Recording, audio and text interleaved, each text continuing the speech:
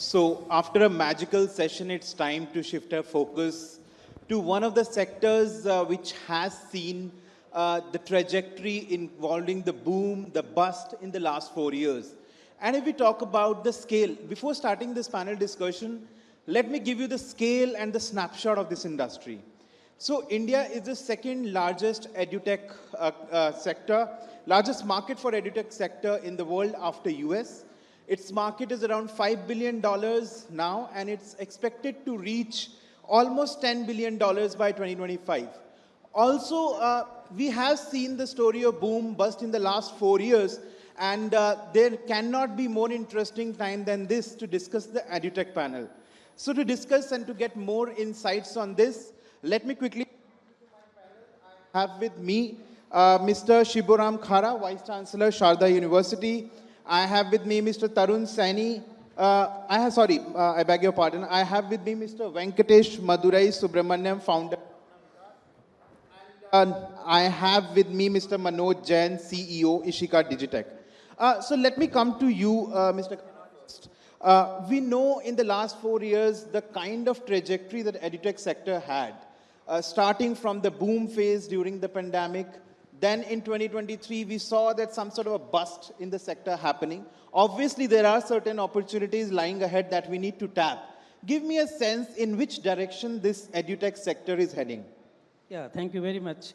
Say, the digital practice, the EdTech company really boomed in during the pandemic because we are forced to adopt the digital techniques to run our academics.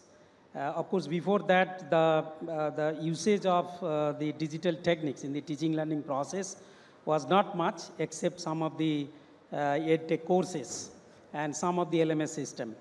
And after that, the trend actually changed, because from there you have, you know that in India specifically, national education policy came up, and then the target of GER has been given, in higher education 50% enrollment will be there, the GER gross enrollment ratio. So to fill those targets, as you know, the government has taken initiative that online education. So this is the new concept came, and that is strengthened. And now you know all these universities, those who are deserving this eligibility, they are launching the online educations. This is one part. And of course, since after pandemic also, we adopted some of the techniques, and now the technology-enabled teaching learning process. That is very, very important. And also the liberal educations, the flexibility to earn the credits for the students. So 40% credits can be earned. No, earlier these regulations were not there. So with advent of this particular flexibility, so all university students are now has the liberty to choose the courses. And this online and then your advanced teaching learning, that is LMS, that is very, very important, because a university need to manage such versatility and the students, and then online and blended mode, all those things. The technology is very, very important. So any education institutes nowadays, if they keep pace with the adoption of the proper technology, and they will really take the lead in these aspects. And overall, as you have told that some boom was there, but that is the peak of the COVID. That's why issues are huge.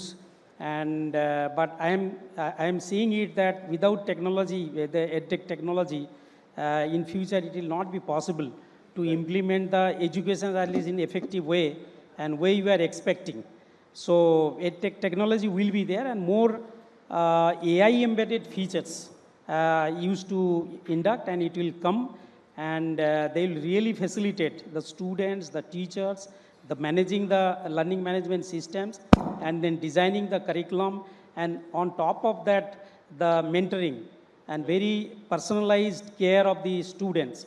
Otherwise, it is very difficult to take very personalized care and measurement and mentoring and guidance, and without huge data and proper analysis through the AI, and then giving suggestive measures, and that will help actually. So that's why AI enabled and advanced technology, both the hardware, because we need to make some smart classes for the blended learning and others, as well as software, both will actually boom up again. Right.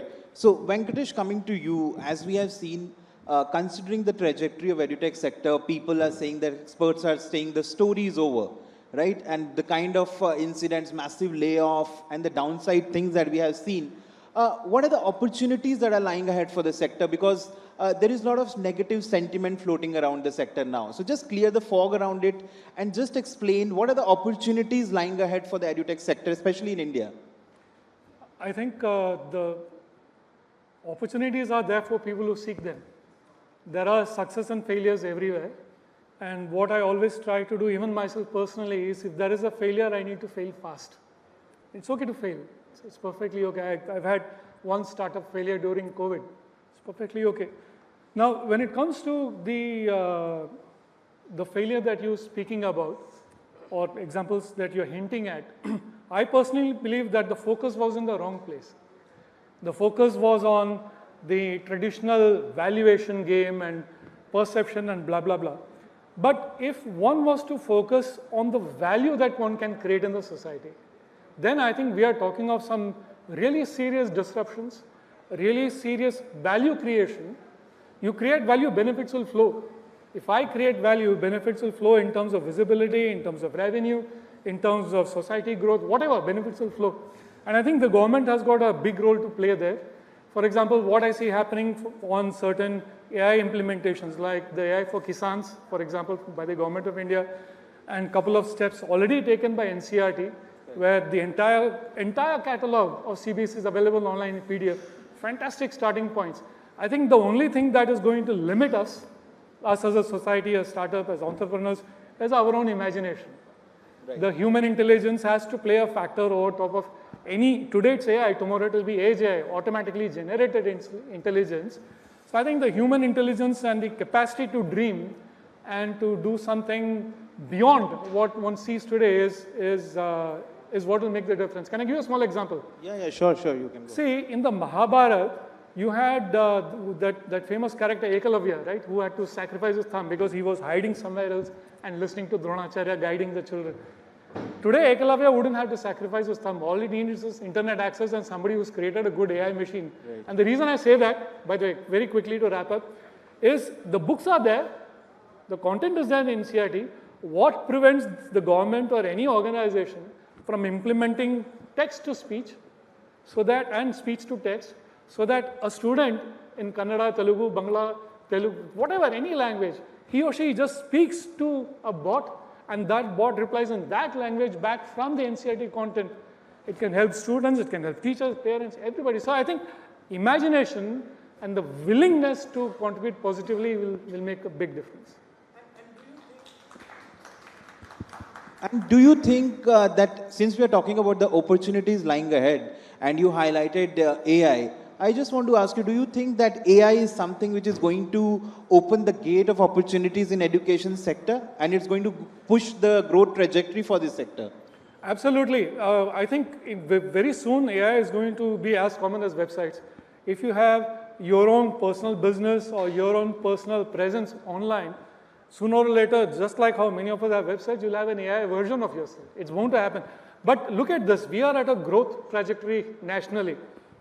Visualize in a few months from now, because right now it's not in a shape that's scalable and affordable and fast enough, but visualize sometime down the line, a small trader or a student in Meerut, he or she is talking into a mobile phone in his or her language, in Hindi or a dialect, and the tutor sitting anywhere across the world in India is replying in their language, and they both seamlessly converse with each other without a delay. Visualize that.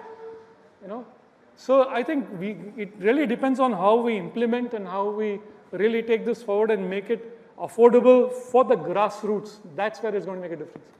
Coming to you, Mr. Jain, since you have written a book on AI and the opportunities and the risks associated with AI, let me ask you this question. And in exclusive conversation with Republic Business, one of the leading political scientists of the world, Ian Bremmer, said that AI is moving faster than the regulations and the government, and it poses a societal risk also. And considering the tech divide in the country, what do you see? AI is also a kind of a risk factor in education sector and edutech. What do you think?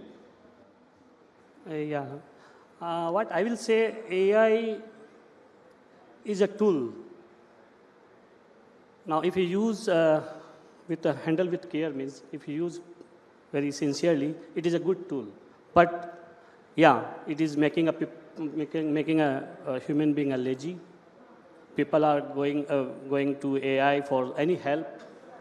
They are not coming to the teacher or they are not coming to the parents. Earlier we used to ask some questions to parents, some to teachers. Now anything you go and search in AI you get. So there is a danger, yes, there is a big danger. There is a big danger, and I believe if everybody is going to only switch over to AI, because there are some errors also in AI, it can create hazardous problem. You can understand. Can you just specify that danger since you have highlighted the danger? Can you just pinpoint what that danger is all about? AI is made by human only, yeah. And now whatever things are there stored, it is coming out from there. Now, they are not like intellectual like human being. So if I ask some answer, there may be some wrong answer, there may be some wrong guidance. Now, whatever I do, even if I want to go for a tour, Kashmir, I just write to ChatGPT, I want to go for 3 days tour to Kashmir, please give me an itinerary. They give. So we believe in that and we go. But we never know whether they are right or wrong. So this is one of the example. So like the student also, they go and ask anything and they believe in this. They say this is the right. Yeah, Venkatesh, you have a point too. Yeah, I mean, let's just look at the drones example, right? Much before the regulations were in place to shoot down a drone that's not licensed, where the government doesn't know who is running and operating that drone, it was a free-for-all. Technology is not going to wait for the governments of the world to implement standards. What we have in terms of Data Prevention and Privacy Protection Act last year is a fantastic step. Europe is miles ahead. In addition to GDPR, they already have something on responsible AI. But in India too, we have something similar already in terms of responsible AI. For example, you can no longer just use anybody's voice and video and generate something without their permission if you use any of the big platforms. Even without regulations, that governance is already in place. So I think the Indian government is acting fast. We just need to keep up that pace. Coming to you, Mr. Khara, since you are the Vice Chancellor of Sharda University, you had an educational institute. My question to you is, how are you implementing EdTech as far as your campus is concerned? That's question number one. And the second question is, do you think that AI is going to replace the professors and the teachers in university as well? Before that, I want to add one important point, the AI threats. Once you give the assignments to the students, there is possibility that sometimes they just open the ChatGPT version 4.0 and get the solutions of the assignment and just submit it. So it is very difficult for faculty to check. Again, they have to take help of the OpenAI to whether it is generated by the AI. Okay, you'll be surprised that in some of the poems instantly can be written using. So it's very difficult. Some of the survey-based papers instantly can be generated. So there are some of the aspects are there which I wanted to add on, and these are all little threats as far as education is concerned. As far as Sharda University is concerned, we are fully digitized because we have Sharda Tech, our own company, and they in-house develop all the education support software. So our entire administration system and entire learning management system, research, tracking, data harvesting, all those things, and laboratories, virtualizations, and all the classrooms are equipped with the smart board. And the smart board has a lot of facilities because you can store, you can manage, that itself is the computer. You can share the link from there. So even we have online programs, some of the live classes they can attend, and then you record, and then content is automatically going against that lecture in the repository. So it is going to the library, so they can again access it. So the technology has a lot of advantages. And then such a big university, versatile and multidisciplinary, because we have every programs, and almost 95 country students are studying there. Their timetable preparations. So again, AI come and very instantly, without conflict of time, table, you can prepare the timetable, then exam sitting, and now we have adopted the evaluations. Right. So evaluation, you scan it and you upload it, and faculty members can evaluate from anywhere. Then questions are mapped with the skills, not only the grade, then what skills they have acquired automatically, all those analytic results. And if you put AI on that, then if you train the machine, software, that some of these aspects they can predict and give some review, that is also implemented. We are extending that. On top of that, we have recently established supercomputer. This is the NVIDIA GTX H100. So you will surprise that our scientists are working when bioinformatics to design one vaccine, it will take 6 months time for the simulation. But such as AI is there and high computing machine, it will take only 3 hours. So now scientists has the advantage that such a high computing and with AI, the protein combinations and all, then predicting, then again you simulate, then again you retune. So likewise, vaccine discovery will take very less time. And a similar model is there, such as you have huge medical images. So you train the machine, whether it is a brain scan or cervical or heart, then medical imaging, and then put AI and then diagnostic model. So with 90% prediction, without going to, you just upload your reports, there's a scan, and then it is giving you the reports. So those are the beauty of the AI, that way you train the machine and then you take the advantage of the machine. So that there is the beauty and positiveness. But machine can be trained and you can utilize for other use also. There is the threat. Absolutely. AI is going to replace professors and teachers? Yeah. That I don't think so, because I have heard that now in the advanced version of the some AI, the emotion, because a lot of things have been developed, now they are trying to embed the emotion. Yes. So a man is sitting in front of me, or you are seeing the cricket match, and then way the people show their emotion and body reactions, or students are sitting in the class, how much they are attentive, or who are all audience, all those things. I think many things are going to come very soon, so that emotion management will come. But whatever may be, whether emotion something you are getting, but I do not know how much prediction. Human being is very dynamic and very difficult to uniformly program that their emotion will be calculated based on this data, because each human being is different. And to replacing the real faculty with AI, I don't think so it will happen. That will be mess up for current, this is my comment. But anyway, we can take help of the AI, better way to engage the students, to give better experience. Very tough and complex understanding we can simplify and give lot of demonstration and simplifications of the animations, and so in the virtualization platform, their way these things can be helpful technology. But altogether anyway, all these things to be programmed curriculum, and the lesson plan is to be designed by the faculty members. If you want that this machine is to design that, and then it can replace, then every rule will be taken by the replace. But that is a very, I do not know, hypothetical thinking. Yeah, years to come will tell where we are going, but I don't think it will happen. Yeah, obviously for that we will have to wait and watch. And since we have paucity of time, so I will just take a concluding remarks from each one of you. Starting with you, Mr. Jain. How do you see, because we have seen the trajectory in the last 4 years, what more needs to be done in the edutech sector to again stride it back on the path of growth, right? That's part one. And the one word that comes to your mind when you think about the edutech sector going forward. See, I think it is EdTech is growing very fast. We can understand after the COVID, after the pandemic, it is going very rapidly, growing very fast. And earlier it was only in the metro cities. Now you can see in tier 2 and tier 2, 3 cities also. Just because of the connectivity, the accessibility, and affordability. Because it is very affordable. A student from the remote area can afford, can reach to the best faculty, best education facility over the anywhere across the globe.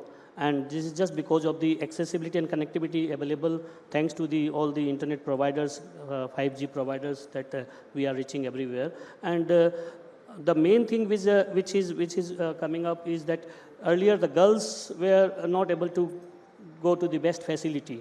from the remote area, from the villages. Now it is possible. The women are not giving up the education. They have a desire to continue the education because of this EdTech. So EdTech, there's a I think there's a big boom coming up, and by 2025, it is going to be around $400 billion industry in the world.